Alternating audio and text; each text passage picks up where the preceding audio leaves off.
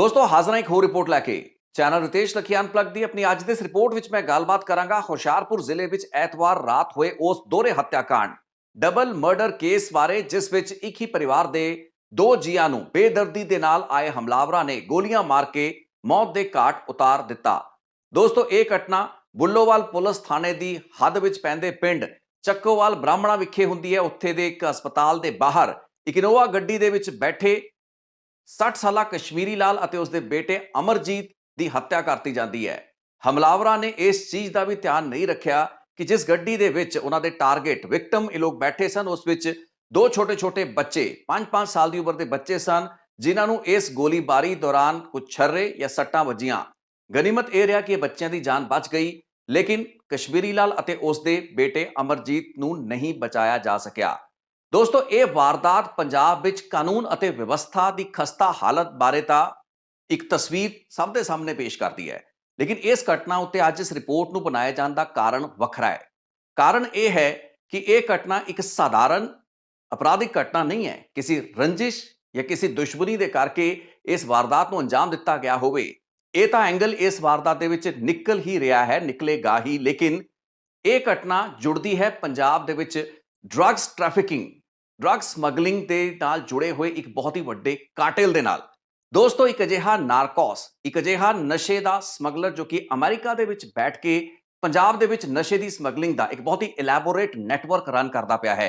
आज इस रिपोर्ट के जरिए समझने की कोशिश ये भी रहेगी कि क्या इस दोहरे हत्याकांड के पिछे वजह ए रंजिश ड्रग ट्रैफिकिंग या समगलिंग के कारोबार या उस मंडी उत्ते वर्चस्व की लड़ाई रह सकती है, क्योंकि इस दोहरे हत्याकांड तो पहला भी कई अजिहियां वारदातां होईयां जिस दे विच इस परिवार दे एक जी दे उत्ते हमला करन दी कोशिश की गई। ਇਹ जी सी कश्मीरी लाल दा छोटा बेटा ਅਤੇ मारे गए अमरजीत दा छोटा भरा सुखजीत लाल, जिस उत्ते मार्च 2021 ਦੇ ਵਿੱਚ ਵੀ हमला किया गया सी। इन्हां दा घर पिंड तलवंडी अरायां विखे पैंदा है। यह भी हुशियारपुर जिले का एक पिंड है जिथे इन्हां दे घर दे बाहर हमलावरों वालों मार्च 2021 ਦੇ ਵਿੱਚ ਗੋਲੀਆਂ ਚਲਾਈਆਂ ਗਈਆਂ, फायरिंग की गई। हालांकि उस वारदात ਦੇ ਵਿੱਚ ਕਿਸੇ ਨੂੰ कोई नुकसान नहीं होया, लेकिन ਐਤਵਾਰ रात की वारदात एक खूनी वारदात सी जिस ਵਿੱਚ इस परिवार के दो जी बली चढ़ जाते हैं। पॉसिबली ड्रग ट्रेड उत्ते वर्चस्व की लड़ाई की उस जंग ਦੇ ਵਿੱਚ उस टर्फ वॉर ਦੇ ਵਿੱਚ जो कि पंजाब के इस इलाके ਦੇ ਵਿੱਚ चल रही हो सकती है। अक्सर इस तरीके की झगड़े, इस तरीके की लड़ाइयां, इस तरीके दी वारदातां दे कारण बाद दे विच समझ आते हैं। हालांकि इस मामले की जांच तफ्तीश पुलिस करती पई है, सो पुलिस तफ्तीश ही क्लीयर करेगी इस दे पिछे कारण की सी। लेकिन इस रिपोर्ट के जरिए आपां उस टर्फ वॉर नूं समझण दी कोशिश करांगे ते अमेरिका दे विच बैठे उस नशे दे सरगना जिसका नाम है जसमीत लक्की, वो किवें नशे की समगलिंग की दुनिया दे विच एक एडा वड्डा नारकोस, एक एडा वड्डा सरगना बन गया। इस एस्पैक्ट को भी समझने का मौका सानू आज इस रिपोर्ट के जरिए मिलेगा। हालांकि इस घटना बारे इस मौके जदों पुलिस तफ्तीश शुरुआती पड़ाव दे विच है, कोई भी पक्की गल कहना शायद मुनासिब ना होवे। मामले दे विच कौन हमलावर सन, कितने हमलावर सन, आखिर मनोरथ ते मनसूबा की सी, की कारण रहा कि वह सुखजीत लाल जिसनों अज तो 3.5 साल पहला निशाना बनाए जाने दी कोशिशां कीतियां गईयां, उसके पिता ते भरा नूं मारता गया, मिथ के मारिया गया, टारगेट करके मारिया गया, इस चीज़ की परवाह किए बगैर मारिया गया कि गड्डी दे विच गोलियां बच्चों नूं भी लग सकदियां सी।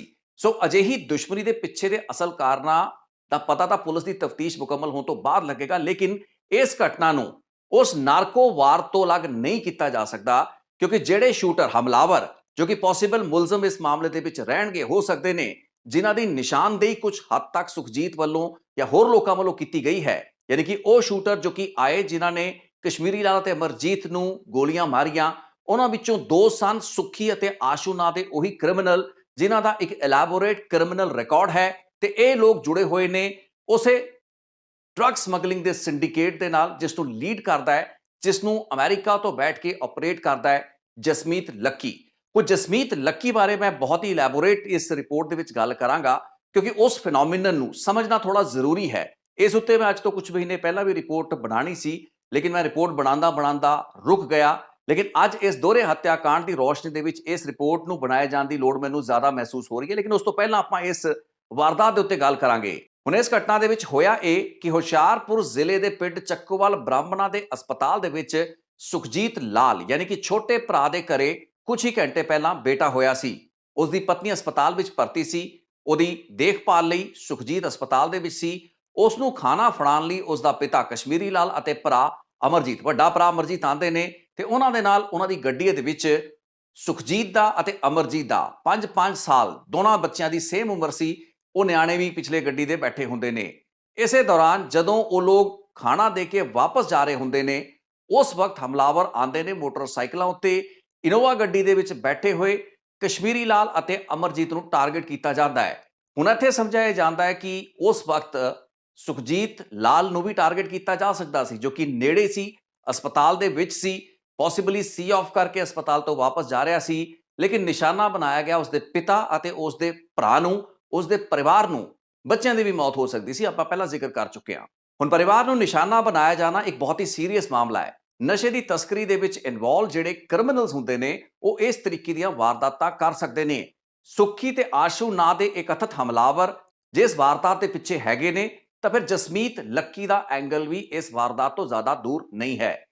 ਦੋਸਤੋ, ਮੈਂ ਤੁਹਾਨੂੰ ਥੋੜਾ ਜਿਹਾ ਬੈਕਗਰਾਉਂਡ ਦੇ ਵਿੱਚ ਲੈ ਕੇ ਜਾਣਾ ਚਾਹਾਂਗਾ, ਕਿਉਂਕਿ ਸੁਖਜੀਤ ਲਾਲ ਜਿਸ ਦੇ ਪਿਤਾ ਤੇ ਭਰਾ ਦੀ ਹੱਤਿਆ ਕੀਤੀ ਗਈ, ਉਸ ਦਾ ਆਪਣਾ ਵੀ ਬੈਕਗਰਾਉਂਡ ਰਿਹਾ ਤੇ ਇੱਕ NDPS ਐਕਟ ਦਾ ਮੁਕੱਦਮਾ ਉਸ ਦੇ ਖਿਲਾਫ ਵੀ ਦਰਜ ਕੀਤਾ ਜਾਂਦਾ ਹੈ 2016 ਦੇ ਵਿੱਚ। ਸੁਖਜੀਤ ਦੇ ਨਾਲ ਉਸ ਦਾ ਇੱਕ ਹੋਰ ਸਾਥੀ ਸੀ ਜਿਸ ਨੂੰ ਗੁਰਦਿਆਲ ਸਿੰਘ ਦੇ ਨਾਂ ਨਾਲੋਂ ਆਇਡੈਂਟੀਫਾਈ ਕੀਤਾ ਗਿਆ। ਇਹਨਾਂ ਦੋਹਾਂ ਨੂੰ ਜਲੰਧਰ ਦਿਹਾਤੀ ਪੁਲਿਸ ਵੱਲੋਂ ਗ੍ਰਿਫਤਾਰ ਕੀਤਾ ਗਿਆ। 100 ਗ੍ਰਾਮ ਹੈਰੋਇਨ ਇਹਨਾਂ ਦੇ ਕੋਲੋਂ ਬਰਾਮਦ ਹੋਈ।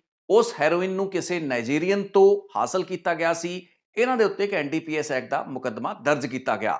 ਇਹ 2016 ਦੀ ਗੱਲ ਹੈ। ਇਸ ਤੋਂ ਤਕਰੀਬਨ 3.5-4 ਸਾਲ ਬਾਅਦ, ਪੋਸੀਬਲੀ 4 ਸਾਲ ਬਾਅਦ, ਮਾਰਚ 2021 ਦੇ ਵਿੱਚ ਘਟਨਾ ਵਾਪਰਦੀ ਹੈ ਇਹਨਾਂ ਦੇ ਹੀ ਪਿੰਡ ਤਲਵੰਡੀ ਅਰਾਇਆ, ਜਿੱਥੇ ਕਿ ਇਹਨਾਂ ਦੇ ਘਰ ਦੇ ਬਾਹਰ ਹਮਲਾਵਰਾਂ ਵੱਲੋਂ ਗੋਲੀ ਚਲਾਈ ਜਾਂਦੀ ਹੈ। ਹੁਣ ਦੋਸਤੋ, ਇਹ ਦੋਹੇ ਘਟਨਾਵਾਂ ਵੱਖ-ਵੱਖ ਸਨ।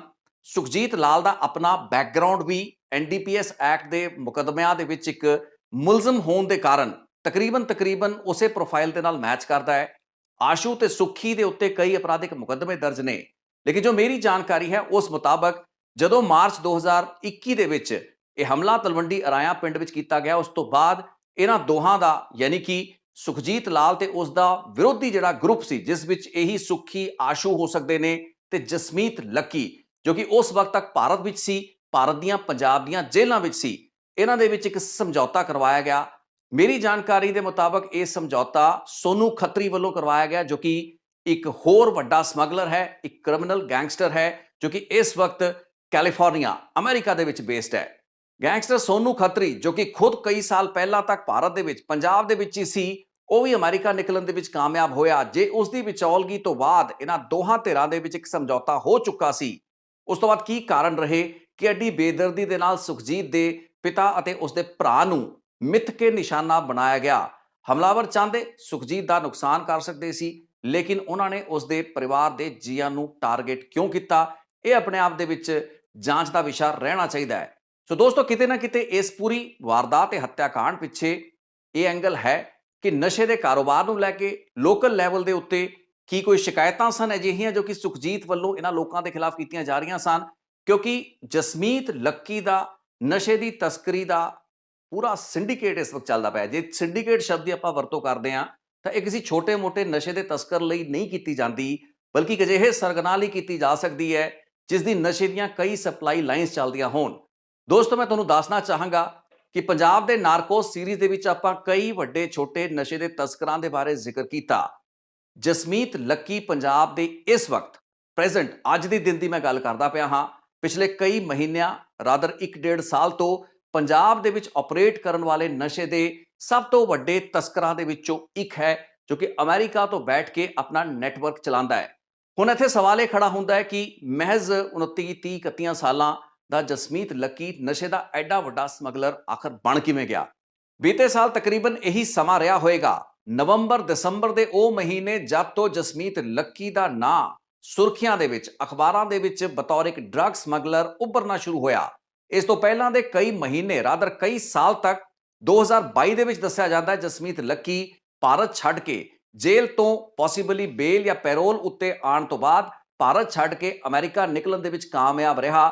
ਲੇਕਿਨ ਕੁਝ ਹੀ ਸਾਲਾਂ ਦੇ ਵਿੱਚ ਇਸ ਨੇ ਡਰੱਗ ਸਮਗਲਿੰਗ ਦਾ ਇੱਕ ਐਡਾ ਵੱਡਾ ਸਿੰਡੀਕੇਟ ਖੜਾ ਕਰ ਲਿਆ ਇਸ ਦੇ ਕੋਲ ਹਰ ਪਾਸਿਓਂ ਸਪਲਾਈ ਆਣੀ ਸ਼ੁਰੂ ਹੋ ਗਈ।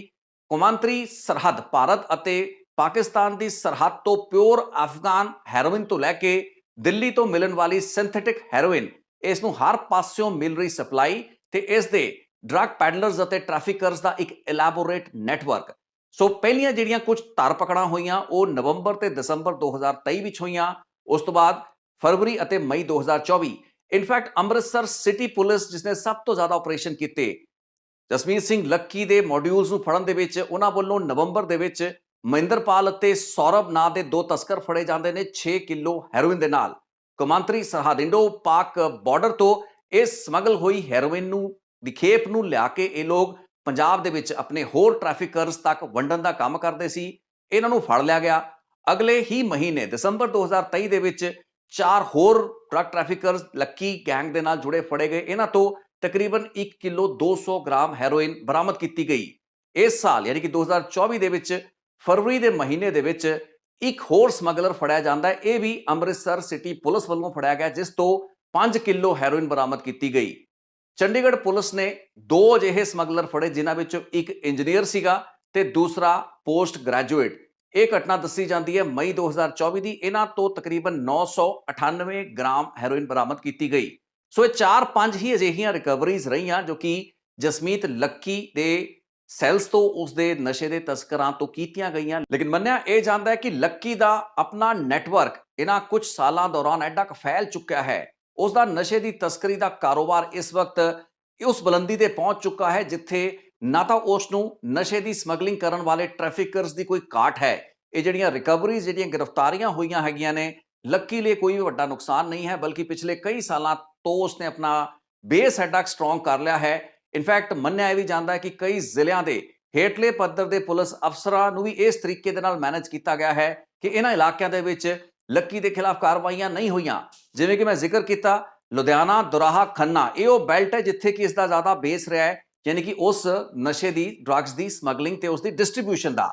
ਲੇਕਿਨ ਇਸ ਦੀ ਧਰ ਪਕੜ ਉਸ ਵਕਤ ਹੁੰਦੀ ਹੈ ਜਦੋਂ ਕਿ ਇਸ ਦੇ ਪੈਡਲਰਸ ਜਾਂ ਇਸ ਦੇ ਸਮਗਲਰਸ ਕਹਿ ਲਈਏ, ਉਹ ਹੈਰੋਇਨ ਦੀਆਂ ਖੇਪਾਂ ਅੰਮ੍ਰਿਤਸਰ ਲੈਣ ਲਈ ਜਾਂਦੇ ਨੇ।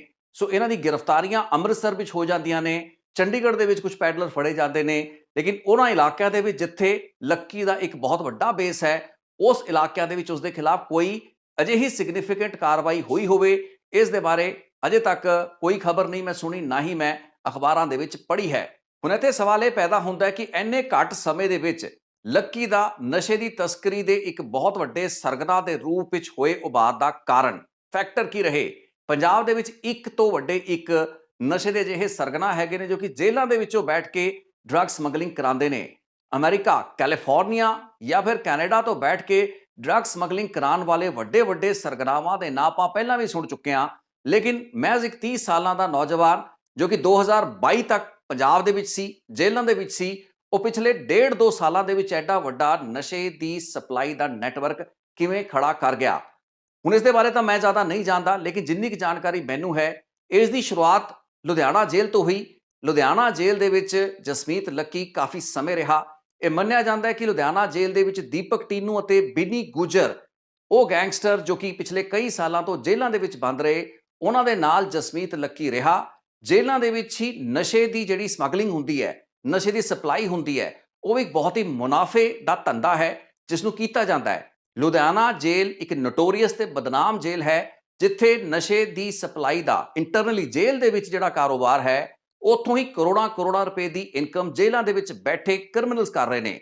ਸੋ ਦੱਸਿਆ ਜਾਂਦਾ ਹੈ ਕਿ ਜਸਮੀਤ ਲੱਕੀ ਜਦੋਂ ਲੁਧਿਆਣਾ ਜੇਲ੍ਹ ਦੇ ਵਿੱਚ ਸੀ, ਉਸ ਨੂੰ ਬਿੰਨੀ ਗੁਜਰ ਜਾਂ ਦੀਪਕ ਟੀਨੂ ਜਾਂ ਹੋਰ ਕੁਝ ਅਜਿਹੇ ਵੱਡੇ ਗੈਂਗਸਟਰ ਕ੍ਰਿਮੀਨਲ ਜੋ ਕਿ ਜੇਲ੍ਹਾਂ ਦੇ ਵਿੱਚ ਬੈਠੇ ਸੀ, ਉਹਨਾਂ ਨੇ ਅੱਗੇ ਫਰੰਟਮੈਨ ਬਣਾ ਕੇ ਸਾਹਮਣੇ ਰੱਖਿਆ। ਭਰੋਸੇ ਵਾਲਾ ਵਿਅਕਤੀ ਹੋਣ ਕਾਰਨ ਜਦੋਂ ਜੇਲ੍ਹ ਤੋਂ ਬਾਹਰ ਜਸਮੀਤ ਲੱਕੀ ਆਂਦਾ ਹੈ, ਉਸ ਦਾ ਇੱਕ ਅਜਿਹਾ ਨੈਟਵਰਕ ਬਣ ਚੁੱਕਿਆ ਸੀ ਜਿਸ ਵਿੱਚ ਉਸ ਨੂੰ ਸਿਰਫ ਇੱਕ ਸਪਲਾਈ ਦੀ ਲੋੜ ਸੀ ਜੋ ਕਿ ਅਕ੍ਰੋਸ ਦਾ ਬਾਰਡਰ ਪਾਕਿਸਤਾਨ, ਅਫਗਾਨਿਸਤਾਨ ਜਾਂ ਫਿਰ ਹੋਰ ਬੰਦਰਗਾਹਾਂ ਦੇ ਜ਼ਰੀਏ ਆਉਣ ਵਾਲੀ, ਭਾਰਤ ਦੇ ਵਿੱਚ ਆਉਣ ਵਾਲੀ ਹੈਰੋਇਨ, ਜਿਸ ਨੂੰ ਸਿੰਥੈਟਿਕ ਹੈਰੋਇਨ ਦੇ ਵਿੱਚ ਕਨਵਰਟ ਕੀਤਾ ਜਾਂਦਾ ਹੈ, ਉਸ ਦੇ ਜਿਹੜੇ ਸੂਤਰਧਾਰ ਸਰਗਨਾ ਹੈਗੇ ਨੇ, ਉਹਨਾਂ ਦੇ ਨਾਲ ਇੱਕ ਲਿੰਕ ਅਪ ਕਰਨਾ ਸੀ ਜੋ ਕਿ ਜੇਲ੍ਹ ਤੋਂ ਬਾਹਰ ਆਉਣ ਤੋਂ ਬਾਅਦ ਜਾਂ ਵਿਦੇਸ਼ ਨਿਕਲਣ, ਅਮਰੀਕਾ ਵਿੱਚ ਪਹੁੰਚਣ ਤੋਂ ਬਾਅਦ ਜਸਮੀਤ ਲੱਕੀ ਨੇ ਕੀਤਾ। ਉਸ ਤੋਂ ਬਾਅਦ ਰੈਸਟ ਇਜ਼ ਹਿਸਟਰੀ। 1-1.5 ਸਾਲਾਂ ਦੇ ਵਕਫੇ ਦੌਰਾਨ ਜਸਮੀਤ ਲੱਕੀ ਦਾ ਇੱਕ ਬਹੁਤ ਹੀ ਇਲੈਬੋਰੇਟ ਡਰੱਗ ਸਮਗਲਿੰਗ ਦਾ ਸਿੰਡੀਕੇਟ ਖੜਾ ਹੋ ਗਿਆ, ਨੈਟਵਰਕ ਖੜਾ ਹੋ ਗਿਆ। ਅਪਰਾਧ ਜਗਤ ਅੰਡਰਵਰਲਡ ਜਾਂ ਫਿਰ ਨਸ਼ੇ ਦੀ ਤਸਕਰੀ ਦੇ ਕਾਰੋਬਾਰ ਨਾਲ ਜੁੜੇ ਹੋਏ ਵੱਡੇ ਸਰਗਨਾਵਾਂ ਉੱਤੇ ਉਸ ਦੀ ਨਿਰਭਰਤਾ ਲਗਾਤਾਰ ਘਟਦੀ ਗਈ ਤੇ ਉਸਨੇ ਆਪਣਾ ਇੰਡੀਪੈਂਡੈਂਟ ਆਧਾਰ ਬਣਾ ਕੇ ਨੈਟਵਰਕ ਖੜਾ ਕਰ ਲਿਆ। ਹੁਣ ਦੋਸਤੋ, ਜਸਮੀਤ ਲੱਕੀ ਖੁਦ ਵੀ ਹੁਸ਼ਿਆਰਪੁਰ ਦੇ ਸ਼ਾਮ 84 ਇਲਾਕੇ ਦੇ ਨਾਲ ਹੀ ਤਾਲੁਕ ਰੱਖਦਾ ਹੈ। ਇਸ ਚੀਜ਼ ਬਾਰੇ ਇਸ ਰਿਪੋਰਟ ਨੂੰ ਬਣਾਉਣ ਤੱਕ ਮੇਰੇ ਕੋਲ ਕੋਈ ਪੱਕੀ ਜਾਣਕਾਰੀ ਨਹੀਂ ਸੀ। ਸੁਖਜੀਤ ਸਿੰਘ ਦੇ ਨਾਲ ਗੱਲਬਾਤ ਕਰਨ ਦੀਆਂ, ਸੰਪਰਕ ਕਰਨ ਦੀਆਂ ਕੋਸ਼ਿਸ਼ਾਂ ਇੰਨੀਆਂ ਕਾਮਯਾਬ ਨਹੀਂ ਰਹੀਆਂ, ਕਿਉਂਕਿ ਜ਼ਾਹਿਰੀ ਤੌਰ ਤੇ ਆਪਾਂ ਸਮਝਦੇ ਹਾਂ ਕਿ ਪਿਤਾ ਤੇ ਵੱਡੇ ਭਰਾ ਦੀ ਹੱਤਿਆ ਤੋਂ ਬਾਅਦ ਪਰਿਵਾਰ ਸਦਮੇ 'ਚ ਹੈ, ਸੁਖਜੀਤ ਸਦਮੇ 'ਚ ਹੈ। ਇਸ ਵਕਤ ਉਹ ਉਸਦੀ ਦੁਸ਼ਮਣੀ ਕਿਸ ਦੇ ਨਾਲ ਸੀ?